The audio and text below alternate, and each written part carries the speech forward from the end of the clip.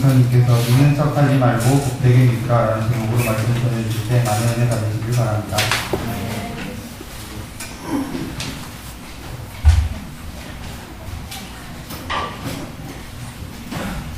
예, 오늘 설교 제목이 뭐라고요? 예, 믿는 척하지 말고 복되게 믿으시길 바랍니다. 믿는 척하지 말고. 예, 도마가 칼도마가 아닙니다. 토마스. 예, 디도모는 헬라어고요. 도마는 아람어입니다. 랍이 아니라 아람입니다. 예수님께서 십자가에 달렸을 때 엘리 엘리 라박사박다니라고 말씀하셨던 것이 그 당시에 예수님이 계실 때 그때 팔레스틴에서 쓰셨던 일반적인 언어가 아람어입니다. 아람어. 고대어인데 그 아람어로 도마 또 그것을 헬라어로 바꾸면 디두모 이게 다 똑같은 뜻인데 쌍둥이라는 뜻입니다. 쌍둥이. 거기에서 파생된 뜻이 있는데 두 마음. 쌍둥이가 둘이지 않습니까? 그러니까 거기서 두 마음을 가진 사람. 그래서 의심 많은 도마. 그래서 도마하면 의심하는 도마. 이게 이제 관용어처럼 이렇게 붙어 있게 되어지는 것이죠. 도마가 나중에 제자들이 전승에 의하면 사도들이 너희는 가서 모든 족속으로 제를 삼으라. 그래서 제비를 뽑아댑니다. 이건 뭐 성경에 없는 내용이니까. 그런데 도마가 이제 어디로 내가 전도하러 갔던지 뽑았는데 이 도마가 동쪽이 됐습니다. 동쪽으로 가서 인도까지 왔다고 합니다. 그래서 지금도 인도에 가면 도마의 전도의 그 흔적들이 남아 있습니다. 그래서 리틀 토마스 마운트. 그래서 도마 언덕이 있고 도마가 바위에 새겨놨다고 하는 그 십자가 모양 이런 것들이 인도에 가면 남아 있다고 합니다.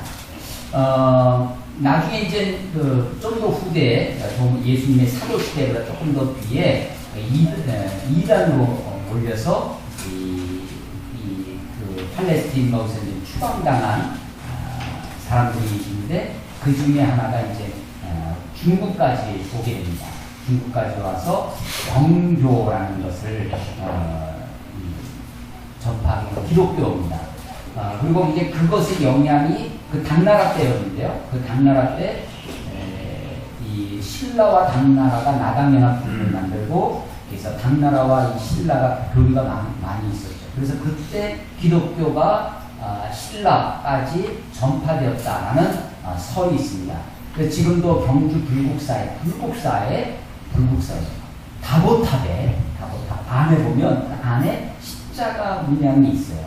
그래서 그것 역시 그 당시에 신라 시대에 전래된 기독교의 전승이다라고. 그래서 한국 기독교의 최초는 당나라 시대 때 경교에 의해서 이렇게 전파되었다라는 그런 설이 있습니다. 우리 한국 국사에서 이야기하는 내용인데 그보다 더 오래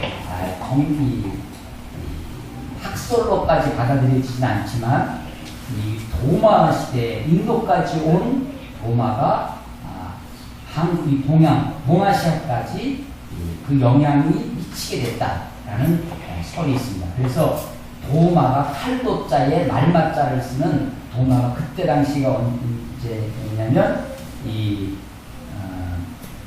신라보다 앞선 지난 사만 그때. 그래서 거기 남쪽에 가면 남해시이 있는데 거기에 도마 초등학교 동이 있습니다. 도마리라고 있는데 그것이 이제 이 도마의 영향을 받은 것이다라고 하는 것도 있습니다. 르네상스 시대 조금 전에 미술계 바로크 시대가 됩니다.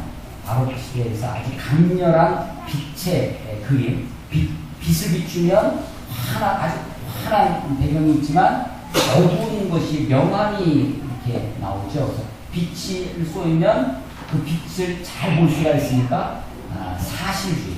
그러니까 중세시대의 미술은 어떤 그 기독교를 대부분이 종교화돼서 기독교를 전할 때 그 어떤 자기가 그리는 것을 과장하고 왜곡해가지고 어떤 그림을 강조해서 그리는 거였습니다. 그런데 이제 16세기, 17세기 넘어가면서 사실주의가 등장합니다. 거기에 로코코라고 하는 그 화풍이 생겨나면서 이 카라바조라고 하는 화가가 등장하는데 바로 그 시대의 거장이라고 합니다.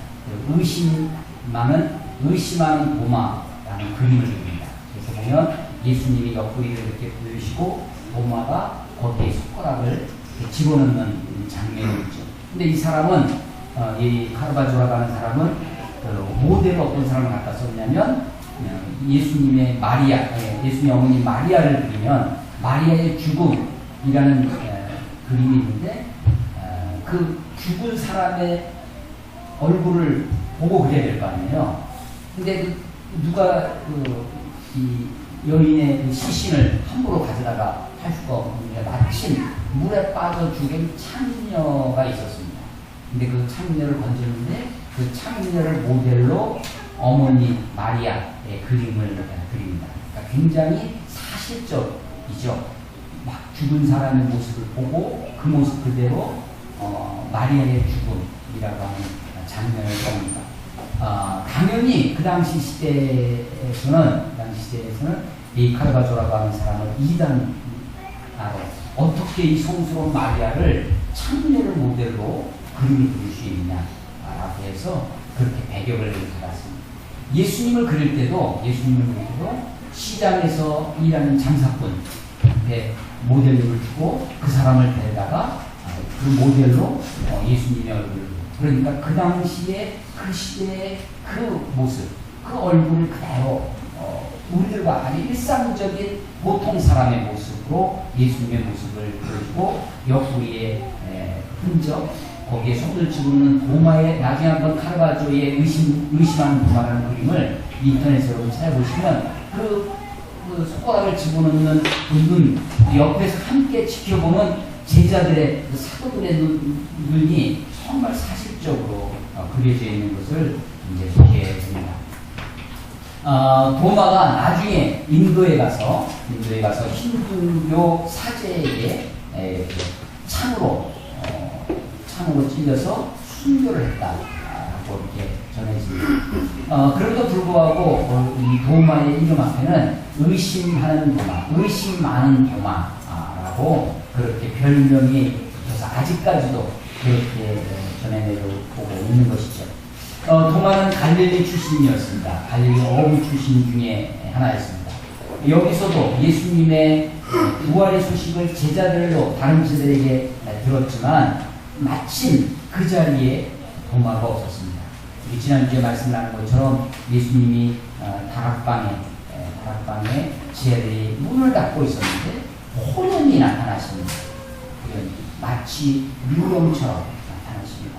그러나 유령은 아니었습니다. 예수님은 영으로만 부활하신 것이 아니라 육신으로 부활하셨어요. 그래서 생선도 먹으시고 떡도 떼시고 그리고 이렇게 도마에게 네 손가락을 내 손에 넣어보라고, 이 손으로 내 옆구리를 만져보라고 말씀하실 수 있을 정도의 육신에 부활하셨습니다. 그러나 그 육신은 우리와 같은 이런 육체가 아니라 신령한 몸으로의 부활이어서 우리는 시간과 공간의 지배를 받습니다. 어떤 사람이 이렇게 이야기를 하는데 이게 물리학적으로 맞는지 틀린지 잘 모르겠어요. 우리가 이런 그 물체가 있으면 여기 수많은 원자로 구성되어 있는데 거기에도 많은 공간이 있다고 하는 거죠. 마치 스펀지 보면 엉성하게 그 분자가 구성되어 있어서 공간이 많은 것처럼 우리는 그 빽빽한 것 같지만 이 안에 많은 공간이 있다는 거죠. 이 손에도 공간이 있는데 이것과 서로 못 붙지 않습니까? 그런데 예수님의 부활하신 몸은 신령한 몸인데 그 몸이 막고 있는 벽을 호련히 뚫고 들어와서 제자들 가운데 있었죠. 제자들을 보시면서 그 손을 보이시고 옆구리를 보이시면서 너희에게 평강이 있을지어다 라고 말씀하십니다. 또 너희에게 평강이 있을지어다 말씀하시고 아버지께서 나를 보내신 것 같이 나도 너희를 보내노라 이렇게 말씀하셨던 그 자리에 도마가 없었습니다. 제자들이 우리가 주님을 보았다. 우리가 주를 보았노라. 우리가 주를 보았노라고 이야기하지만 의심하는 것을 믿지 못합니다. 그리고 하는 말이 내가 예수님의 손에 못자국에 손가락을 넣어보지 않고 예수님의 옆구리에 내 손을 넣어보지 않고서는 믿지 아니하겠노라. 여러분 이것은 굉장히 강력한 의사의 표현입니다. I will not believe. 내가 결코 믿지 않겠다 라고 하는 그렇게 하기 전에 아주 사실주의, 실증주의자의 도마입니다. 26절에 보면 여드레가 지나서 이렇게 되어 있습니다. 파들. 이 숫자를 세는 것이 여러분 성경 번역본을 읽어보시면 영어 성경에 NIV라고 있는데요. 여기에는 일주일 후에 after a week입니다. 일주일 후라고 되어 있습니다. 또 다른 데 보면 8일 후에 여기도 여드레라고 되어 있는데 날짜를 세는 게 조금 다릅니다. 왜냐하면 이렇습니다. 예수님이 금요일날 십자가에 죽으셨죠. 그리고 일요일날 부활하셨습니다. 이것을 우리는 3일 만에 부활하셨다라고 합니다. 가만히 생각해보면 금요일날 돌아가시고 토요일날 부활하셨으면 하루 만에 부활하신 거죠. 또 일요일날 부활하셨으면 이틀 만에 부활하신 겁니다. 그러니까 시간적으로 따지면 48시간이 채 안 되는 시간입니다. 그런데 유대인들은 그날부터 시죠. 그래서 첫째 날, 둘째 날, 셋째 날 제3일에 부활하셨다. 그래서 우리는 보통 3일 만에 부활하셨다라고 얘기합니다. 여드레가 지나서라고 되어 있는데 이 여드레가 지나서라고 하는 것이 일요일부터 시작해서 일, 월, 화, 수, 목, 금, 토, 일 이렇게 쉬는 겁니다. 그래서 일요일부터 일요일까지입니다. 이것을 여드레가 지나서라고 되어 있고 어떤 다른 책에는 일주일이 지나서 이렇게 되어 있습니다. 그러니까 이 날은 동일하게 안식 후 첫째 날이 되는 것입니다. 지금 우리가 예배를 드리고 있는 일요일 이 날에 다시 제자들이 모여 있었습니다. 아직은 사도들이 또 초대교회가 주일에 모이는 것이 습관이 되어 있지 않는 전통이 되지 않았습니다. 아직은 유대인들처럼 안식일날 모이는 것이 그것이 기본이었던 때입니다. 서서히 유대교와 기독교가 다르다고 하는 것을 처음에 기독교인들조차도 다르다는 것을 알지 못했습니다. 그런데 점점점 자기들의 믿음, 자기의 정체성을 알아가기 시작하면서 우리가 가지고 있는 믿음이 유대교의 옛날 구약의 율법만 가지고 있는 그 유대교의 신앙이 아니라 예수 그리스도를 통해서 우리에게 새롭게 주신 복음, 새로운 계명이라는 것을 알면서 이제 안식일이 아니라 이제 그 다음 날 주일날 모이게 되는 것이죠. 여드레가 지나서 제자들이 다시 그 방에 있었습니다. 여전히 문은 닫혀 있었습니다. 그런데 예수님께서 동일한 방식으로 제자들 가운데 서서 26절에 보니까 동일한 말씀을 하십니다. 너희에게 평강이 있을지 라고 말씀하십니다. 그리고 나서 도마에게 하시는 말씀, 내 손가락을 이리 내밀어 내 손을 보고 내 손을 내밀어 내 옆구리에 넣어보라고. 그러면서 하시는 말씀, 그리하여 믿음 없는 자가 되지 말고 믿는 자가 되라. 믿음 없는 자가 되지 말고. 요것은 다르게 표현을 하면 다른 번역에는 의심을 멈추고 stop doubt, 의심을 멈추고 나를 믿어라 라는 말입니다. 의심을 멈추고 나를 믿어라, 믿는 자가 되라 라고 하는 것입니다. 그때 이 도마가 예수님에게 이 장면에서 성경에서는 도마가 예수님의 손에다가 손가락을 넣어봤다, 만져봤다 라는 말이 없습니다. 그냥 예수님의 모습을 보고 주 앞에 무릎을 꿇습니다. 그리고 나의 주님이시여 나의 하나님이십니다. 그는 도마의 분명한 신앙의 고백입니다. 말로 말과. 여러분 이 고백은 초대교회의 아주 중요한 신앙의 고백이 됩니다. 예수님을 주님으로, 예수님, 육신의 예수님, 부활의 예수님을 나의 주님으로, 나의 주요, 나의 주님, 말로, 나의 하나님, 마이가, 나의 주, 나의 하나님이라고 고백하는 것입니다.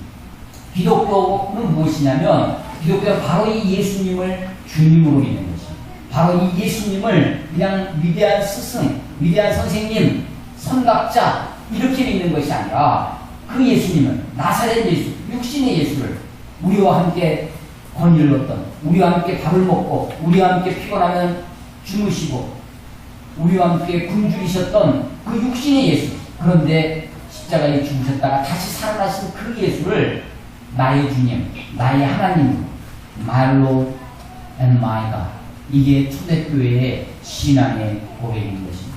여기까지가 요한복음의 원래의 내용이었습니다. 그리고 이것을 기록하는 이유를 설명해 주고 있는 것이죠.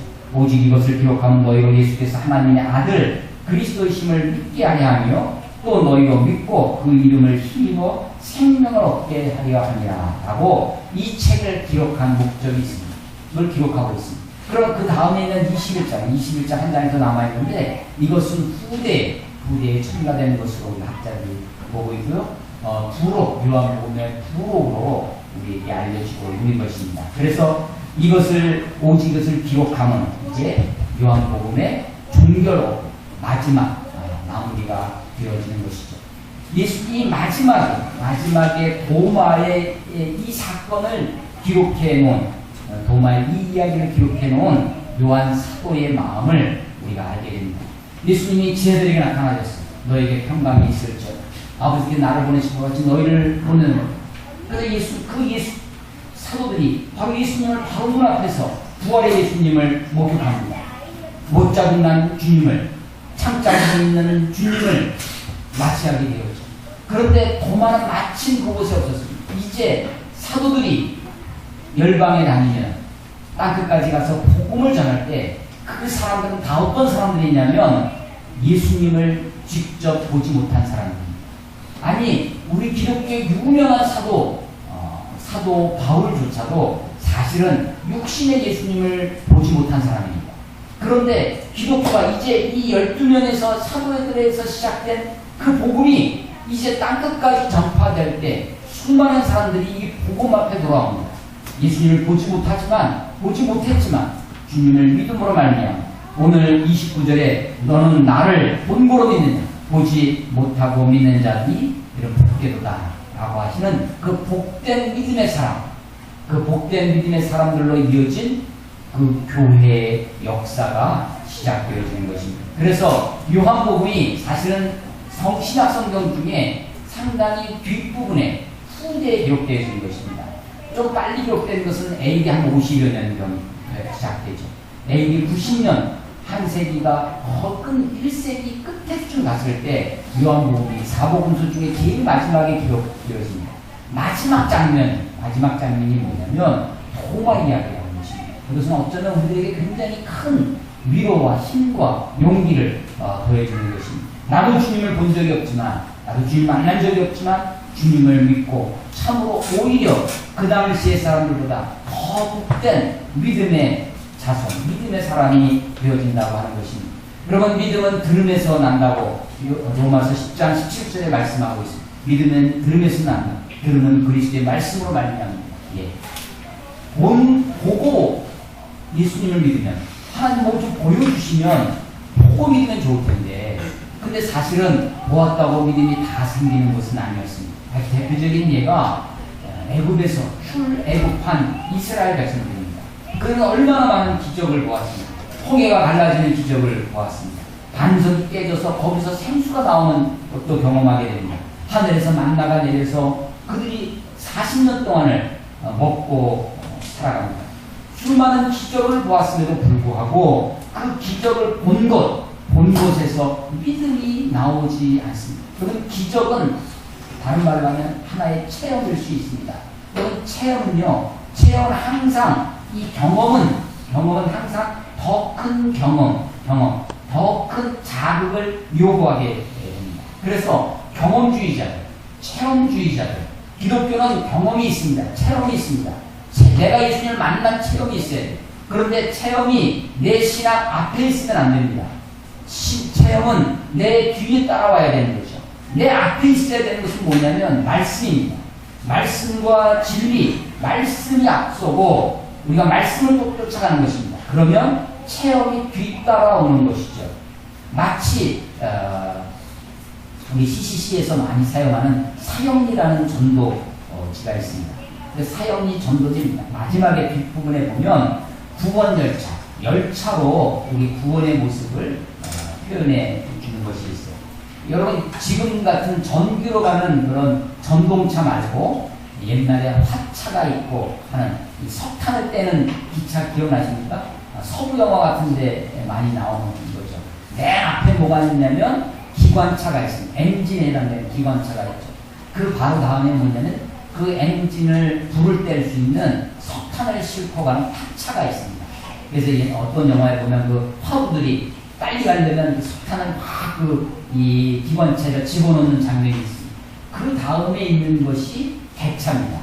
객차에 사람들도 타고 또 객차에 화물도 싣고 가는 화물칸도 있고 사람이 타는 그런 객차도 있고 그렇죠. 자, 그 열차를 가만히 생각해 보면 맨 앞에 뭐가 있다고요?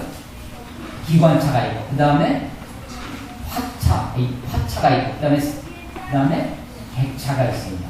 자, 기관차가 좋은 기관차가 있어요. 엔진이 좋습니다. 그런데 화차가 없어요. 거기에 넣어주는 석탄이 하나도 없어요. 그러면 이것은 고철에 그냥 쇳덩어리 간과하는 거죠.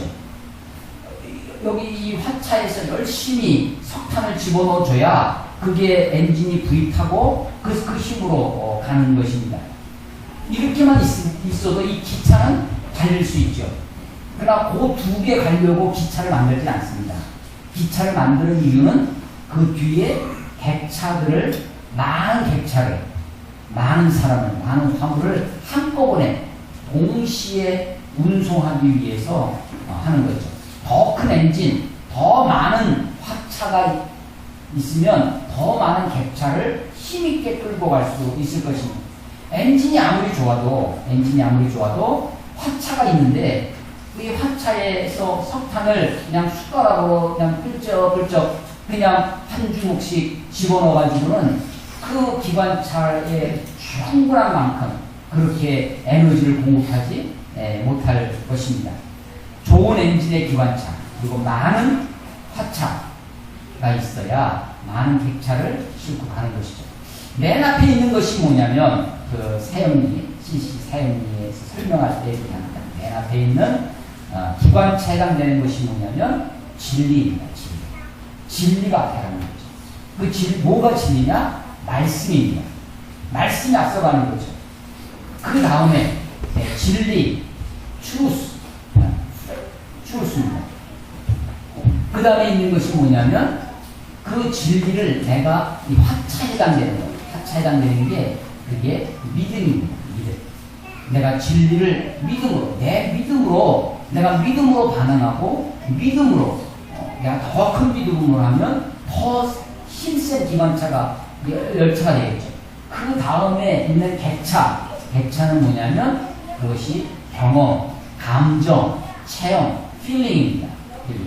자, 그래서 진리가 있고 믿음이 있고 경험, 체험이 있습니다. 이렇게 할 때 기차가 갑니다. 자, 이 기차에서 예를 들어서 맨 뒤에 있는 경험의 객차가 맨 앞으로 가보십시오. 앞에 객차가 있습니다. 앞에 객차가 있고 뒤에 기관차가 있고 그 다음에 화차가 있어요. 그래서 이 기관차가 이 앞에 있는 객차를 밀고 갑니다. 밀고 갈 수 있습니까? 없습니까? 밀고 갈 수 있습니다. 밀고 갈 수는 있습니다. 그런데 만약에 이렇게 밀고 갈 때 속도를 내보십시오. 빨리 기관차가 막 속도를 내면서 하면 앞에 있는 객차를 밀고 갈 때 이 객차가 탈선하기 쉽습니다. 뒤에서 끌고 오면 객차를 뒤에서 기관차가 끌고 오면 빨리 달려도 탈선하지 않습니다. 객차를 많이 끌고 갈 수 있습니다. 그런데 객차를 거꾸로 밀고 가면 객차와 객차 서로 맞붙여서 이게 탈선하기가 쉽습니다. 물론 이때 천천히 가면 괜찮습니다. 천천히. 그래서 혹시 기차가 거꾸로 가려면 천천히 가야 됩니다. 그래야 탈선하지 않습니다. 그러면 이것은 굉장히 중요한 우리들에게 인사이트를 줍니다. 여러분, 신앙이 경험주의자들 있죠? 체험주의자들이 있습니다. 이런 사람들이 탈선할 때 언제 탈선하냐면 열심히 많을 때 탈선합니다. 경험주의자들이라 할지라도 좀 열심히 별로 이렇게 대단하지 않아요. 그냥 그렇게 믿고 가면 그냥 갑니다. 천천히. 그러면서 그 선을 솔로에서 이탈하지 않고 탈선하지 않고 갈 수 있습니다.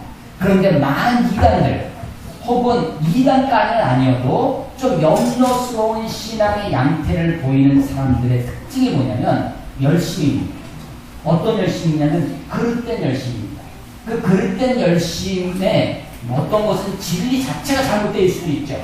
그런데 바른 우리가 요즘 겪고 있는 혼돈스러운 건 뭐냐면 교리가 달라. 주장하는 바, 가르치는 바는 맞는 것 같아요. 교리는 올바른데 자꾸만 탈선을 하는 거예요. 자꾸만 어문 행동을 하고 이상한 짓거리를 하고 잘못된 태도를 취하는 사람들의 특징이 뭐냐면 열심입니다. 물론 우리의 신앙에 열심이 있어야죠. 열심은 에너지에 해당됩니다.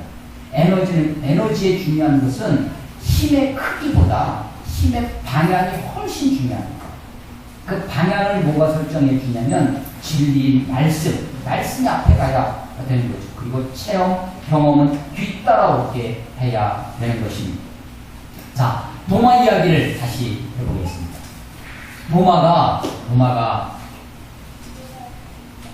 주님을 제자들에게 주님이 나타나셨을 때 마침 도마가 그곳에 없었습니다. 나중에 제자들을 통해서 다른 사도들을 통해서 전해 들었죠. 우리가 예수님을 보았다고, 예수님 우리 가운데 나타난다고. 그런데 이것은 도저히 믿을 수 있는 일이 아니었습니다. 아니, 자기는 조금 전에, 며칠 전에 바로 예수님께서 십자가 달려서 못을 박히시고 거기서 힘없이 처진 몸으로 완전히 죽으신 예수님이 죽으셨을 때 온몸에 그냥 그렇게 힘이 충천해서 죽지 않았을 겁니다. 물과 피를 다 쏟으시고 완전히 기진해서 그렇게 죽으신, 그래서 그 예수님의 시신을 세마포로 싸서 무덤에 장사 지낸 것까지 다 본 도마가 어떻게 예수님의 부활을 말로 전해듣고 믿을 수 있었겠습니까? 이것은 사실은 불가능한 거죠. 그래서 다른 친구들이 전해주는 이야기에 그 말을 믿지 못합니다.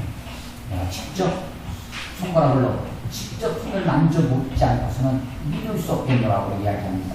저는 이런 도마의 태도가 굉장히 우리들에게도 필요하다고 생각합니다. 저는 이것을 정직한 의심이라고 그렇게 표현합니다. 우리가 예수님을 신앙을 가질 때 예수님을 믿지도 않으면서 믿는 척, 오늘 설교 제목이죠. 믿는 척 하는 것이 많습니다.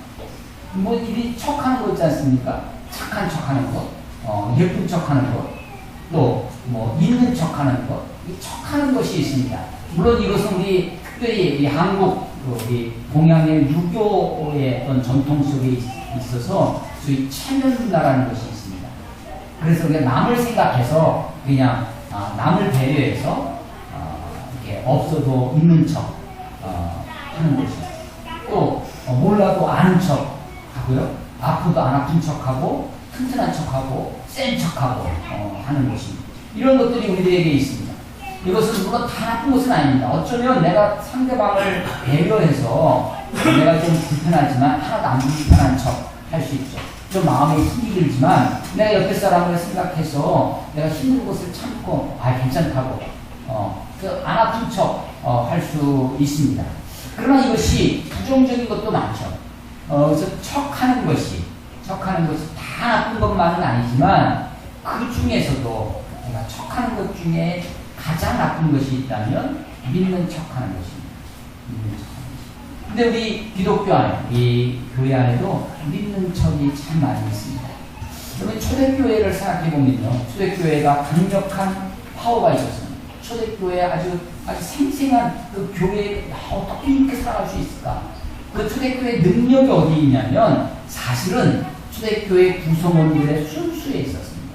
순수한 기독교인들의 모임이었습니다. 거기에는 척하는 사람이 없습니다.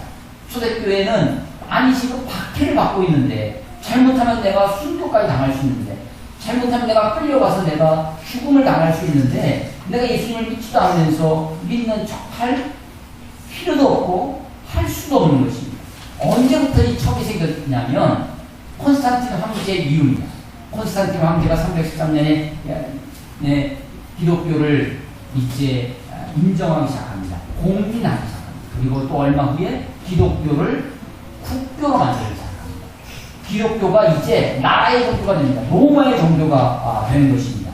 그때 당시만 해도 주민등록제도가 없죠. 이 주민등록제도가 우리나라에만 있다고 하는 우리나라 국민들을 통제하기 위해서 군사정권 시대에 만들어놓은 것이라고 하는데, 그리고 이 주민등록제도가 없을 때 로마가 이 신분 확인을 뭐로 했냐면 교회에 가서 등록을 하면 그 교회에 등록된 것이 마치 오늘날 주민등록하는 거와 동일했습니다.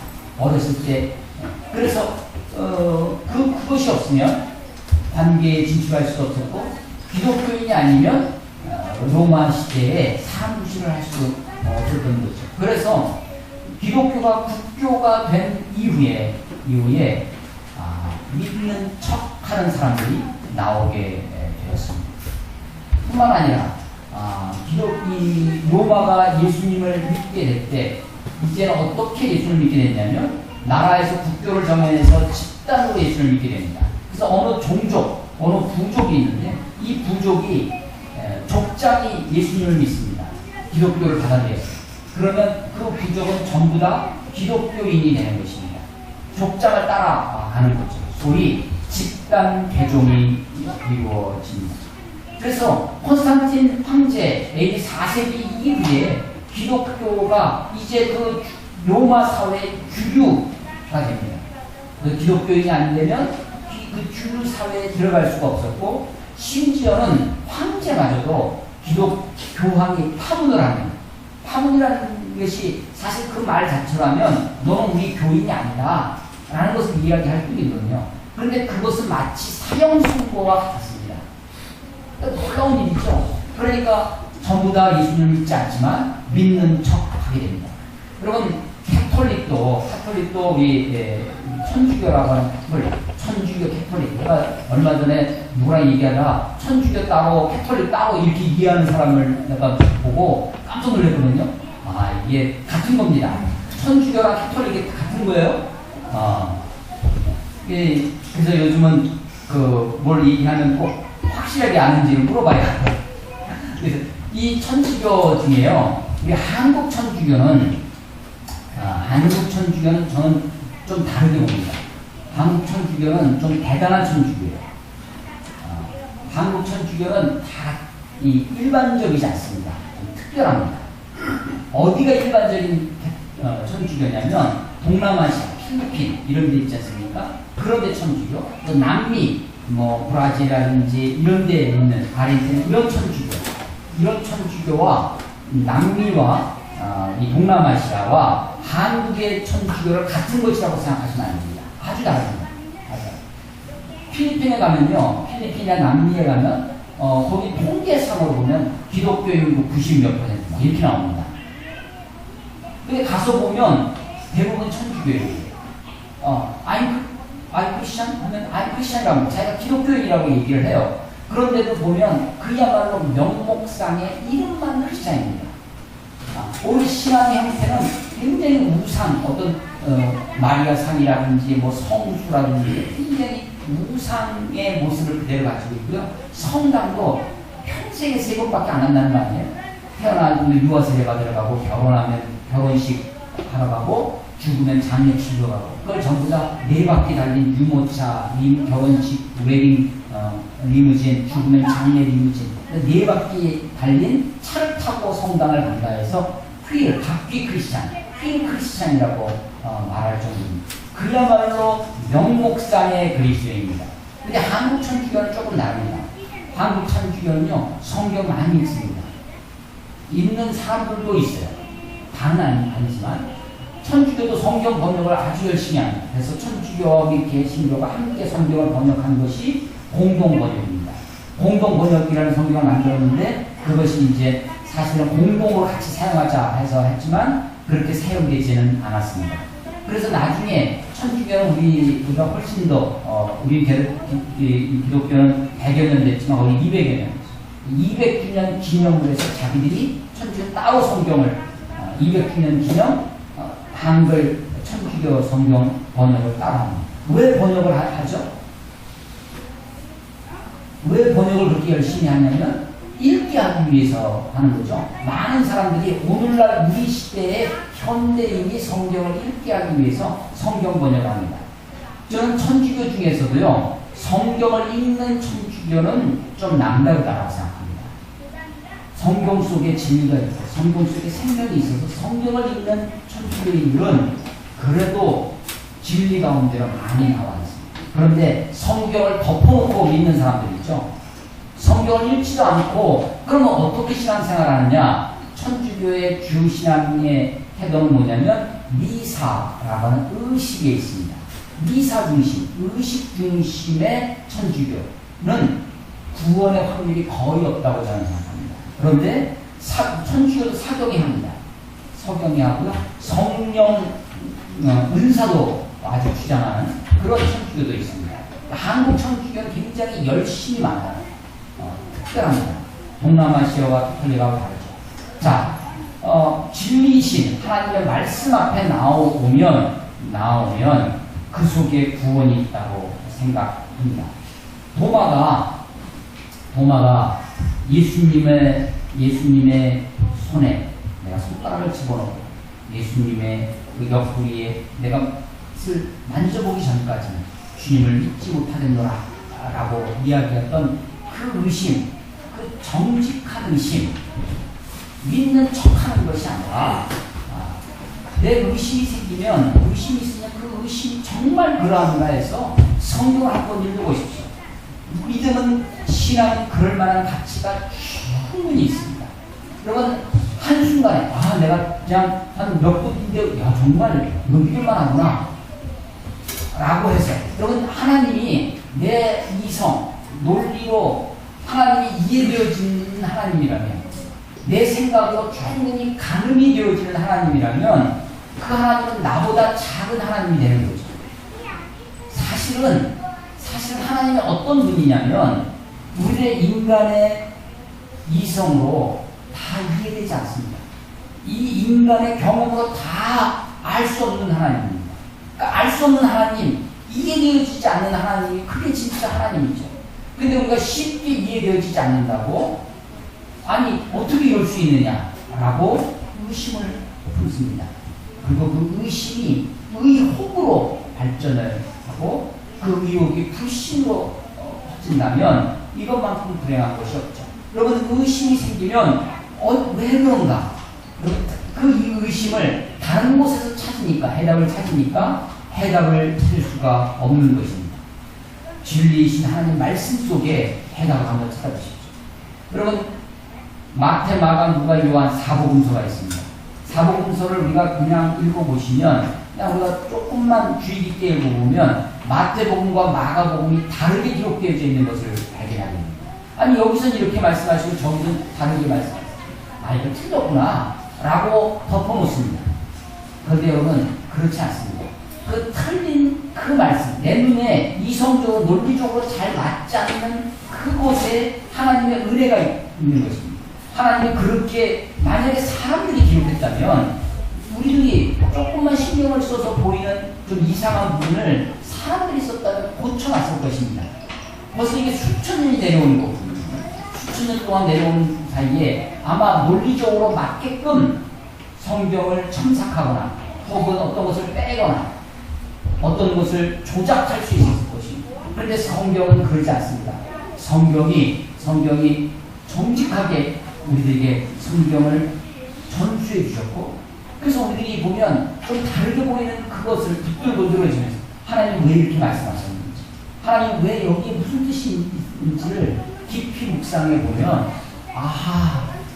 하나님이 이런 하나님이시구나 라는 것을 알게 되는 것입니다. 여러분 믿는 척하는 것만큼 불행한 것이 없습니다. 다른 거 아는 척 하는 것 예쁜 척하고 착한 척하고 하는 것은 이 땅에서 좀 내가 그럴싸하게 보이면 효과가 있겠죠. 그런데 믿는 척은 이 땅에서뿐만 아니라 믿지도 않으면서 믿는 척하는 것은 죽음 이후의 세계까지 해당합니다. 여러분 믿는 척하지 마시고 한번 의심이 생기면 끝까지 그 의심의 바닥까지 가봐야 됩니다. 바닥을 쳐야 올라오는 거죠.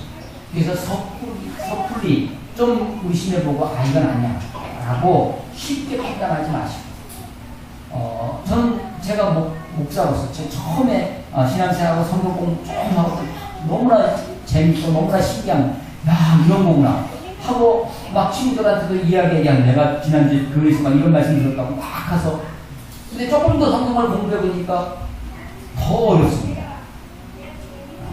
그래서 제가 좀 어려워하고 힘들어하는 친구들에게 야 성경은 이런 거야 하고 내가 다 보여주고 다 가르쳐줘서 막 그 사람들이 쉽게 설득이 되어져서 예수님을 확 믿어버리게 만들 수 있으면 좋을 텐데 사실은 그렇지 못합니다. 여러분 이단들의 이야기를 들어보지 않습니까? 통일교 이야기라든지 혹은 이 정명석의 그 JMS라는 정명석도 통일교에서 나오는 교리인데 30계단, 30단계의 교리가 있다고 합니다. 정명 JMS의 30계단이라고 하는데 이 JMS 같은 것이 이 교수들, 대학생들에게 굉장히 많이 아니 우리가 보기에는 너무나 허무맹랑한 것인데 그걸 믿고 있는 거예요. 근데 그 논리를 가만히 따지고 들어가면 30개가 굉장히 그 자체가 논리적으로 잘 맞아요. 근데 오히려 기독교 우리가 얘기하는 정통 기독교라고 하는 기독교의 이야기 우리가 그것을 논리적으로 만들어 놓은 학문이 소위 조직신학이라는 것입니다. 교리신학, 교의학이라고 하는 조직신학, 시스테매틱 티오리라고 하는 조직신학을 그 과목이 있어요 신학교에. 근데 그 과목을 공부해봐도 사실은 어떤 칼빈이즘 그것만 이야기하는 것입니다. 그것에 반대되는 쪽은 이야기를 안 합니다. 그걸 얘기를 하기 시작하면 서로 엇갈립니다. 그래서 어느 한쪽을 신학교에 선택을 하죠. 그래서 어떤 교파는 이쪽만을 이야기합니다. 그래야 논리적으로, 인간의 논리적으로 설명이 됩니다. 또 어떤 교단은 이쪽만을 이야기합니다. 그래야 논리적으로, 인간의 논리가 설명이 됩니다. 여러분, 우리는 친례교인데요. 우리 교회가 친례교. 요즘 그 구원파, 세월호 때문에 친례교가 많이 손해를 본다고 하는데, 거기는 이제 대한예수교 친례회입니다. 우리는 기독교 한국 친례, 다른 친례교예요. 이단들이 친례자를 좀 쓰는 경향이 좀 있죠. 우리가 이 친례교의 특징이 뭐냐면요. 친례교의 특징, 우리는 헌법이 없습니다. 우리 교단의 특징이 장로교는요, 성경 말고 장로교 헌법이라는 것이 있어요. 그래서 보면 굉장히 잘 만들어져 있는 것 같습니다. 그런데 우리는 그런 것이 없습니다. 헌법이 없어요. 신학교 가서도 교수님들의 특징이 같은 동시대의 교수님들 한쪽에서 이거 가르치고 한쪽에서 저거 가르칩니다. 학생들이 막 헷갈리죠. 도대체 뭘 믿으라는 소리가? 라고 얘기를 해요. 그런데 왜 그렇게 되냐면 성경이 그것을 다 말씀해주고 있기 때문입니다. 내 논리로 다 들어오지 않습니다. 내 어떤 생각에 그것이 다 정리가 되지 않아요. 다 우리가 설명할 수 없습니다. 그럼에도 불구하고 그 속에 진리가 있습니다. 그것이 우리들을 감동합니다. 우리를 변화시킵니다. 우리의 영혼이 깨어나게 합니다. 인간의 논리로 하나를, 여러분 기독교 역사가 적어도 2000년 이상 내려져 왔습니다. 여러분 해 아래 새 것이 없다고 어느 것 하나, 지금 일어나는 이단들이나 어떤 것 앞에 교회사를 공부해보면 전에 없었던 것이 없어요. 다 있었습니다. 2000년의 역사를 가져도 기독교가 지금 이것이다라고 성경을 딱 물을 칼로 썰듯이 딱 떨어지게 가르쳐주지 않습니다. 어쩌면 진리는 그런 것입니다. 그런데 우리는 자꾸만 그렇게 뭐가 딱 떨어지는 것으로 지금 당장 보여달라는 거죠. 지금 당장 일하고 싶다는 것입니다. 지금 당장. 그런데 신앙은 그런 것이 아닙니다. 진리는 그런 것이 아닙니다. 비록 더딜지라도 바라기는 여러분의 의심의 그 끝을 놓지 마시고 끝까지 한번 추적해 보십시오. 그래서 주님이 여러분을 만나주시고 생명의 주님, 능력의 주님이 빛으로 여러분의 생각과 마음, 여러분의 영혼을 비춰주시도록 기다려 보십시오. 잠잠히 참아 기다리는 자에게 하나님이 빛으로 진리로 인도해 주시리라 그렇게 믿습니다. 저는 이 정직한 믿음이 필요하다고 생각합니다.